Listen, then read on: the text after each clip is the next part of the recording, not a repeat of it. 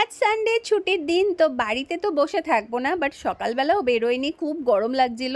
তো লাঞ্চ টাঞ্চ করে একটু পরেই বিকেলের দিকে বেরিয়েছিলাম। আজকে আমরা গেছিলাম এয়ারক্রাফট মিউজিয়ামে, যেটা নিউ টাউনে হয়েছে। খুব পুরনো না, আবার খুব নতুনও না। যাই হোক, ভীষণ সুন্দর। প্রথমে আমরা মিউজিয়ামের ভেতরে ঢুকলাম। এটা একটা বড় এয়ারক্রাফট ছিল।